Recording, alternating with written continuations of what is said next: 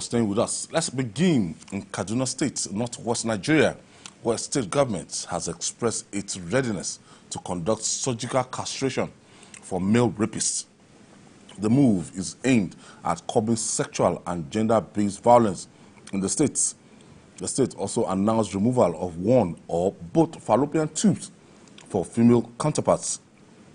The State Commissioner for Human Services and Social Development, Rabi Salisu, said the measures are contained in the Violence Against Persons Prohibited Law 2018 in the state.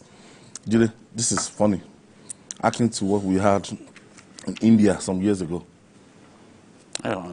You see, if you know anyone who has been victim of rape, you will never quarrel with any form of punishment to discourage people from committing rape. It's such a traumatic experience for those who have gone through it. In my view, communities, states, governments come up with laws that they are convinced will better help them to defeat crime. And frankly, if that's the best way to defeat rape, especially if it has assumed epidemic proportions in the state, then so be it. There was a time that rape was so prevalent in Uganda, and at that time, there were people who believed that if they could rape a virgin, if they could successfully rape a virgin, then it will cleanse them of the HIV virus. But the president of Uganda had to come up with a death penalty because it was becoming such a big problem. Young girls will be abducted on their farms and then raped. You know, even before their parents, gangs of rapists were moving around, and they just had to come up with a law, and it went down. Even the AIDS prevalence rate in Uganda also went down as well. So every society deserves the kind of law that for them represents the perfect fit for the particular crime that they are trying to fight against. My own problem is whether they could actually successfully carry out the sentence if and when the court rules that this person deserves to undergo surgical castration. Many years ago in Zamfara, the Sharia law took effect, and for stealing, your arm will be amputated, just as prescribed by the Sharia code. But after the cutting off of the arm of one Jengebe, I think Jangedi also, it became such a national, generated national uproar, and the state could not continue implementing that kind of law. And in fact, people were saying, how about people in government who steal billions of naira? If you can amputate a man's hand because he stole a goat, what are we talking about? So I hate rape as a crime, and I know it's a big problem in our country. But if Kaduna succeeds in wiping it out, in banishing it in their state, I'm sure some states too will consider the punishment that they've come up with. But I think it's going to be difficult to. It can serve as a deterrent, really, you know, by the fact that yes, that law is there, but implementing it is a different kettle of fish. castrating men Well, was reduced in any form. when you look at the figures from that part of the country, rape is on the high side, and this year alone, the government said it has received about 1,000, cases of rape. And I think there is more awareness. They enacted that law in 2018. And I think people now have the confidence to come forward since there's a law, that they can use to make a case.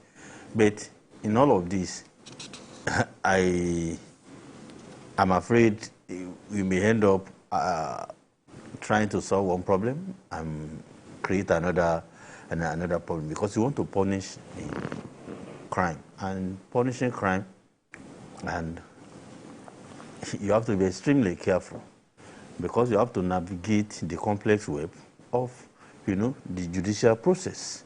In our country, we all know what we have.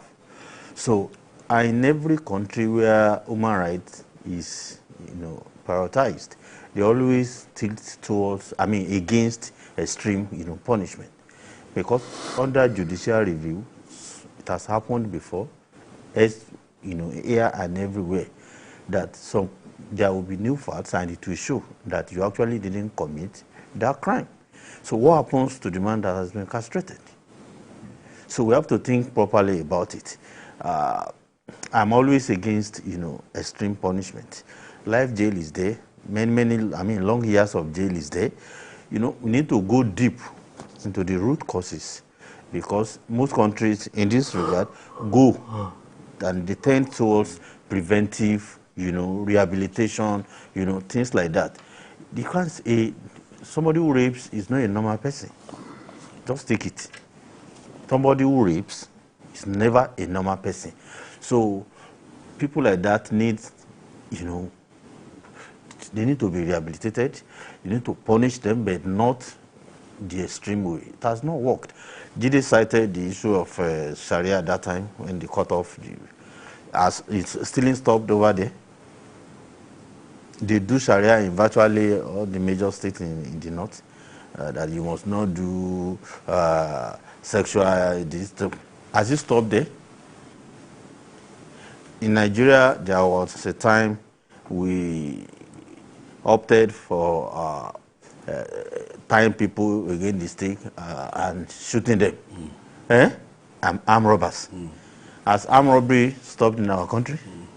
So we need to think very deep. And how we show that the system will have, because when we talk about judicial process, it also involves the police. What manner of rigorous, investigation can we do? Where is the level of technology? Because these days, you need to even go deep. It's extremely, extremely difficult. I don't want to say impossible to prove, a rape case successfully in Nigerian courts. These are monitored very well. It's almost impossible, because all the forensic, things you need, do we have them in our country? We have to think very deep. We can punish crime by not committing another crime, because in human rights law, it will be a lot of problems. It's not limited to women, are not the only victims here. I know they did it two ways. Yeah, yes. As in, we've seen situations whereby the men are always molested by women. Yes, gender-based violence is not a one-way thing. We see women who brutalize their husbands, who are much stronger than their husbands, and constantly beat them up. I remember when I was in Kaduna, there was this man that his wife regularly beat him. The man reported the wife to myself and my friend, who later relocated to the UK. One day in our presence, the man told the woman not to go out. She then turned back and was poking her finger directly on his nose. pé tí n bá jáde kí ló fẹ́ ṣe òun lérí lójú àwọn ọ̀rẹ́ kí ló fẹ́ ṣe tí n bá jáde. You are boasting in the presence of your friends. If I go out, what will you do? He did that like 3 times. The man just kept moving his head backwards, moving his head backwards. He did not attempt. I got married to.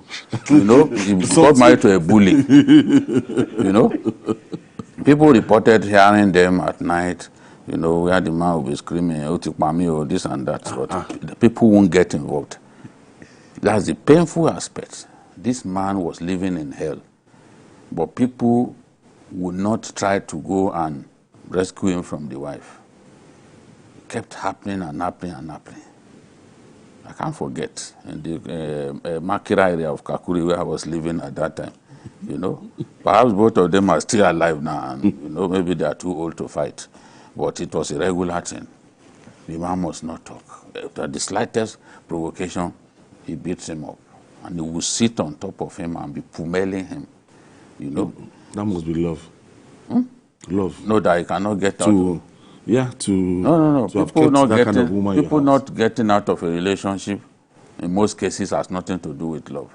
People are far more concerned about what people out there will say when the marriage breaks up.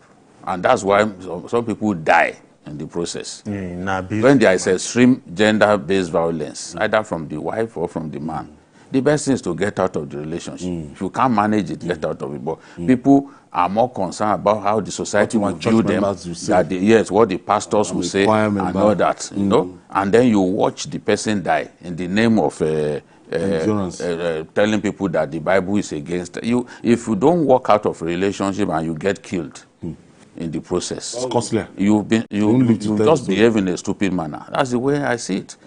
The people are full of regrets now about the singer that they watched the husband kill her because they could have saved her life. Now, who is taking care of the children? The man is in jail. The woman is gone. You've ruined the lives of those children. So our attitude to gender-based violence and all this talk that, oh, don't get out of your relationship, don't let your marriage fail, is better for the marriage to fail than for you to lose your life. Honestly. Because if you walk out of the relationship, you can still remarry. You've seen people remarry. Some people remarry up to 3 times. There's a recent case that I don't want to talk about. You know? So what are we talking about? So it's not a one-way thing. Women, too, can be extremely violent on men. There's a friend of mine whose wife was beating the mother. Yes. Some of our friends now who are watching me, they will recall, it was beating the mother. And the mother didn't complain to the son because she also didn't want the marriage to break. As soon as he goes to work, he will start pummeling the woman. Just sheer hatred that you don't want your mother-in-law to be alive. There was a woman who said, I want to get married, but by the time I get married, I want my mother-in-law to have died. My friend then responded that it's you who will die before your son gets married. Because you have sons and you are praying like this, you are a fool now. So there are manifestations of these things. We just have to, you know, to change our attitude. The women too, some of them are very violent. I'm happy that there's a law that takes care of both sides of the coin. And when we see things like this, be watching the society and everything, it's what the perception. Most of the marriages you see, they're not happy. But what happens, the undercurrent is, look, they care about what people will say. Yes, in our culture. And they will say, because of my children. In our culture, then religion. For example, you won't see any pastor that will support you to get out of a marriage. They will tell you the Bible doesn't. I think doesn't support breakup. You understand me? Then our culture in Yoruba land, they will not like a woman comes back to her father's house.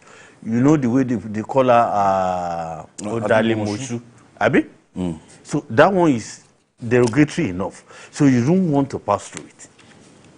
So we need to do something around that, because to be alive is better than to continue to suffer in abusive relationships, and eventually death comes.